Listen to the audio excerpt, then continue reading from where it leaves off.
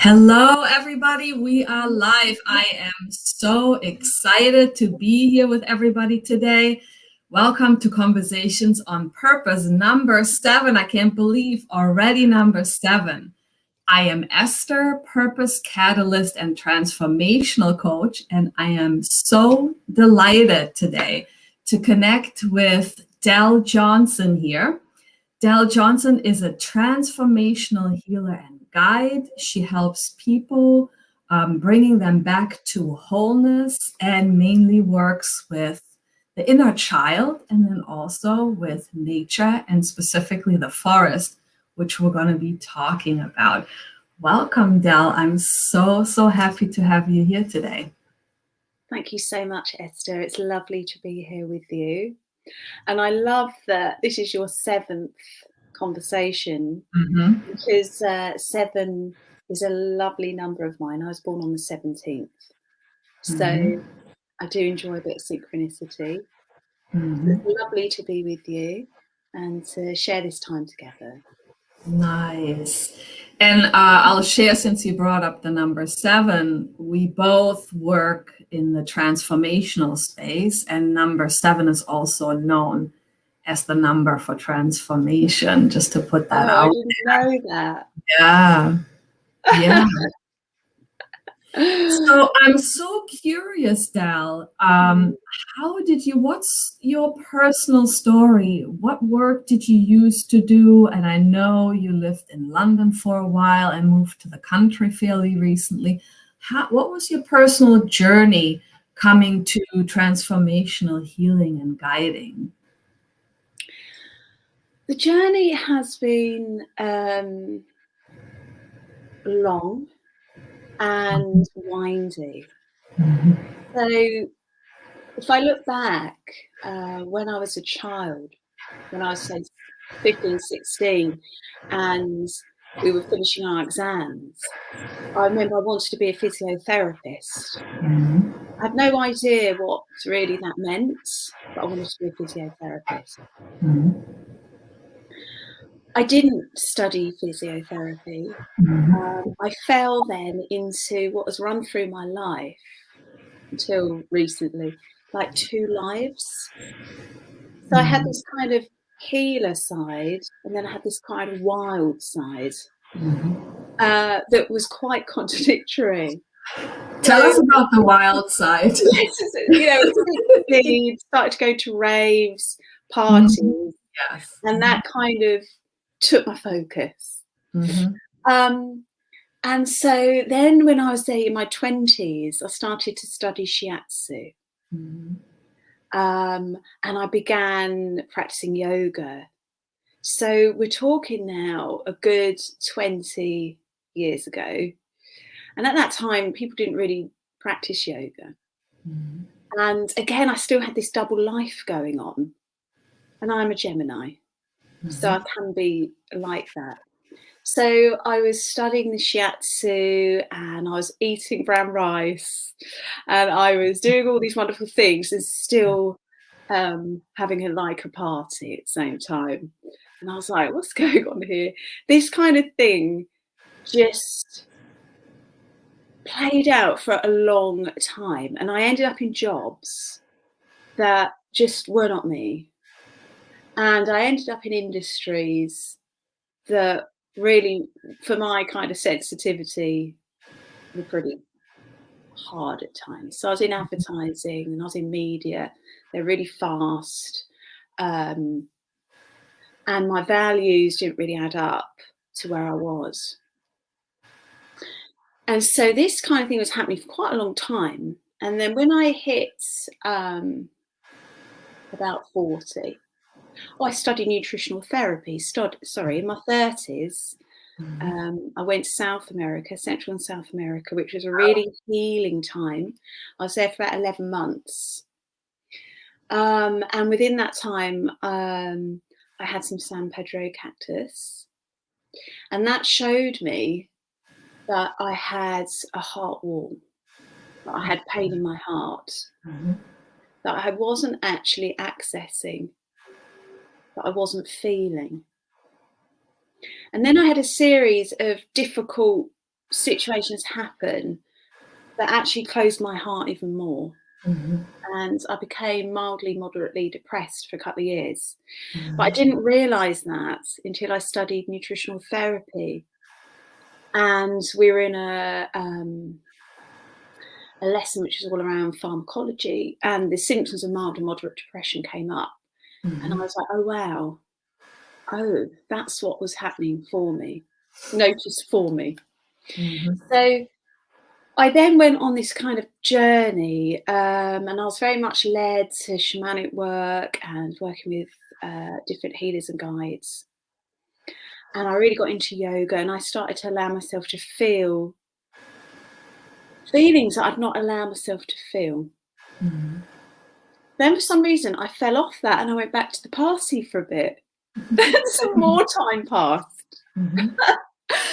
And then around the age of 40, we had a big, one of my closest family members got very ill. And that then began to crack me open. And that led to me really discovering that I had anxious attachment. And it was something that I hadn't really connected to all my life. And I started to burn out, and I was in a job that was really dragging me down. Even though I was bringing through a well-being package and for the staff, I couldn't work out why I was suddenly burning out to the point where I was bringing something really positive into this business. And I started to really unravel quite dramatically. And I saw a therapist, and I started to understand, oh, actually, I'm not mad. There are reasons as to why I can feel and behave the way that I do, which at this point was quite extreme. From there, I had to hit a bit of a rock bottom and see aspects of myself that I wasn't able to see. And that really was then the beginning of really coming up and down for some period of time and having many dark nights of soul. And part of this time I was pushed out of London. Like, my life just started to shut down. I couldn't get a job. I left a job, couldn't get a job, couldn't pay for the apartment. All of this stuff started shutting, and I came up to the countryside and I lived with my parents. I still am. It was never something I imagined. And so I lived with them for a period of time. That naturally closed after about 9 months, and I went back to London and sold my flat. And then I came back up here about a year and a half ago and really reset everything. And that's when I really dedicated myself to working in this space because of my own experiences and knowing that you can absolutely heal deep trauma inside, and that process is painful and can be challenging, but actually it's a beautiful process of a rebirth into discovering the truth of who you are. And I didn't know the truth of who I was for so very long. And I'm just the most happiest and whole that I've ever been in my life. And so it was this kind of weaving of, I guess, different aspects of myself for such a long time that have now come together. And so I really, really love to work with people in that way. That's beautiful. Thank you for sharing that story. And there are a lot of aspects to it that you're sharing that I can absolutely relate for. And I find that also I have what I always call these weird traits or skills that I find that are now all coming together and that are so incredibly useful as a coach, as a purpose catalyst. And a lot of healers that I talk to, that it's part of the journey. It's those dark nights of the soul, which are really very rich. in terms of experience and if we allow it, when we allow it to do something for us, and when, like you said, when we ask the question, well, why is that happening for me, instead of harping on, oh my God, this is happening, and why is this happening to me? So much more empowering. I'm so grateful. I mean, they are massive initiations. And those initiations have cultivated in me great trust in myself and in my connection to the divine source that was not there before. And the way things have unraveled, it's like a jigsaw. And so throughout, really, definitely the past 3 or 4 years, I feel like everything has had to happen in the way that it's happened to get me to the place where I'm meant to be. And this is where I'm meant to be. At times, I don't know for you, at times, some of these dark nights are they're brought on quite rapid and quite, first one in particular, quite intense ways. And I felt sometimes I was getting slapped around the face. I was just saying, come on now. For sure. Come on, get a move on here. And I just feel so grateful for it. And if you can allow it, and it may really push you, because the Dark Night Soul does push you to really connect with a resilience that maybe you didn't know that was there. And you begin to claim aspects of yourself back. And you start to discover parts of yourself you didn't even know that were there. All of these talents and gifts that we all have that are hiding in our shadow, all of a sudden start to integrate, and we get such clarity. And I feel like you, I just feel so grateful. I feel very grateful to have gone down that route, especially now, with everything, I guess, that's happening globally, to know that you can and have moved through your own inner darkness, really. Yeah. And it's like, it can initially, just to share in case anybody is dealing with that, it can initially literally feel like you're in quicksand and you're trying to hold on to what is familiar and what you know. And it feels like, oh, there's no bottom to it. And to just allow it, to allow the old illusions to fall away and get ready for something bigger, for something that is much more aligned with who you really truly are.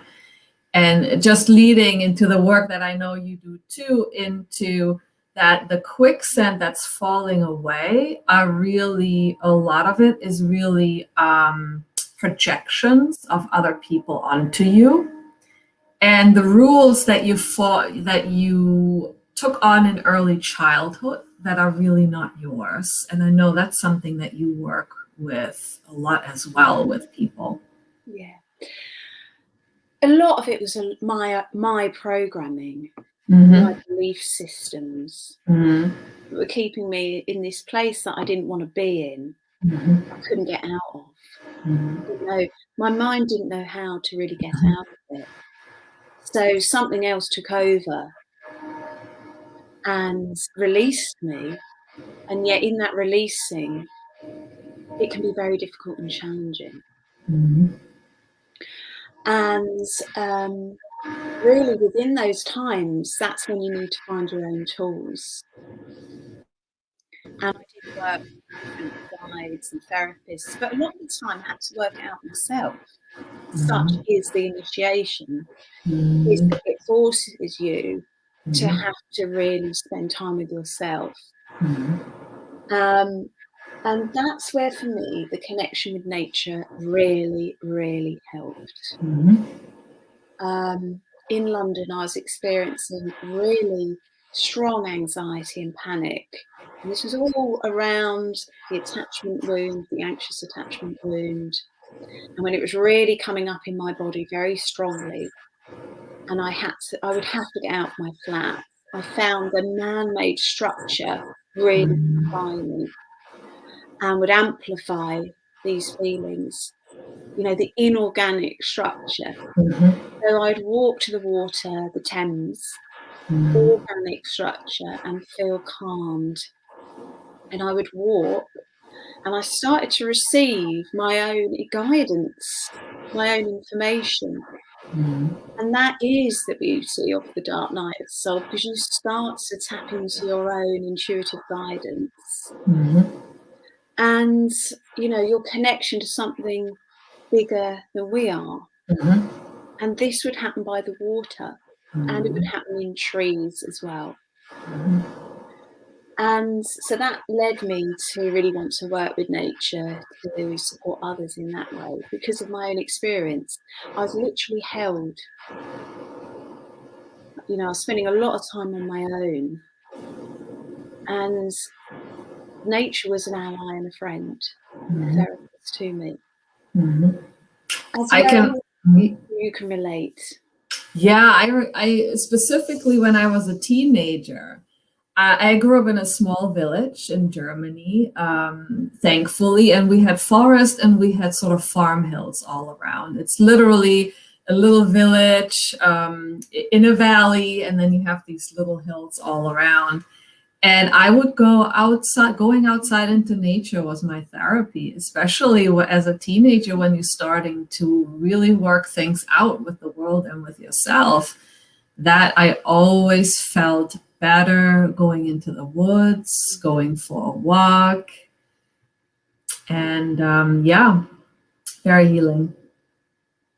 It really is. And it's around the connection, because at the heart of inner child wounding, of which every single person has, and we need to really drop the kind of shame around the wounds that every single human has, that's created in childhood, even if you have loving parents. We have big traumas and little traumas that just happen. That creates this lack of connection, a disconnection. Part of the inner child, part of myself fractured off. So I didn't feel wholeness. I didn't feel in my body much of the time. And so when you spend time with nature and you connect, and that's not mental, that's not cognitive, that's feeling based. That's very healing. It can really help to bring people into their body and start to feel safer on Earth. One of the belief systems is, I'm not safe on this planet. I'm not safe on Earth. Earth is a dangerous place because of what happened to me when I was little. So by connecting back to Earth, we can start to feel safer. And with that sense of safety, then it's more accessible to begin to release some emotions and feelings. So yes, the nature, Mother Earth, is so very healing. And it's about how we interact. We can begin to change our interaction. So it's not contact, it's more connection. And we can just do that by really looking and noticing, and say touching a tree or a leaf, and actually being with this other living being. And that interaction can be very soothing and quite moving. Yeah. And this is accessible to everyone. Yeah. So beautiful. I putting it out there that one day I will be visiting the UK and I will come on one of your guided forest bathing tours. Oh, please do. That'd be lovely. lovely. Yes. Please do. So Del, how how did you find, or what does purpose, talking about all these different aspects in nature, how does purpose come into play for you? How does that resonate with you? And what does that mean to you? Well, when I didn't have purpose, when I was stuck in jobs I didn't really want to do, and I felt like, what am I doing? Their purpose is meaning. It's contributing something of meaning that means something to me, that has a benefit. That's what purpose means to me. And for so long I didn't feel like that. So I felt like the life was draining out of me. I wanted to contribute in a positive way and to create a positive impact, either for people or Earth. And I think that's what most people want and what most people need. I don't have children, so I'm not creating a positive impact in, having children coming onto the Earth. So for me now, being part of somebody's healing process and working with their inner children gives me real joy, and it's an honour to be a part of that, and that gives me purpose. And connecting with nature and giving thanks to nature gives me purpose. So it's, for me, it's giving something back. It's being here on Earth at this time and contributing in a positive way, which then gets handed down to the next generation and the next generation, and so on. What does purpose mean to you? Well, it's that the best. I came to coaching, never planned on it, and as part of my own healing process is really why I signed up for a Sacred Depth coaching program, just to learn more about myself and why I was experiencing what I was experiencing, and then to be able to help myself. And I always thought interior design, that's my background, corporate interior design. I thought that was my jam. I'm a very creative person, never short of ideas. And so I thought that was it. That was it for me. And then when I hosted my very first coaching session as part of the program, you have to become certified, you have to host a certain amount of coaching sessions. And after I hung up after the coaching session, and the woman I was working with had a significant amount of breakthroughs in the session. And I remember throwing my arms in the air and saying, thank you. I was laughing. I'm like, holy smokes, this is it. This is what I'm meant to do. It's like you shared, it is so rewarding that when you can gather all that you have learned in your darkest hours and support people and make things a little easier for them. That's beautiful. Yeah. That's purpose. Hands down, I can do this all day, every day. So that's so beautifully described. Yeah. So it's a beautiful feeling. Yeah. And you're right. When everything comes together, it's like all your experiences, and actually even all the other training all comes and to create this offering, which is actually, it's a part of one's soul. All of that integration. For sure. I would love to read something that I saw that you wrote on Facebook this morning. Do you mind? May I? Yeah, please do. I thought it was so beautiful.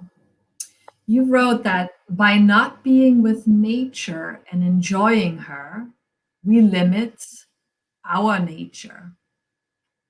We disconnect from our unique nature, our essence, and this lack of feeling and knowing of our pure nature contributes to us feeling less than. Nature initiates inner joy and love. I thought that was so beautiful. Thank you. That really hit for me. Thank you. So, coming to the end of our conversation that I wish could last a lot longer, and I know we're going to be chatting behind the scenes when I close this. Please do share where people can find you and what your offerings are, how you help and work with people. Okay, thank you so much. Well, you can find me on Facebook, Delyth Johnson.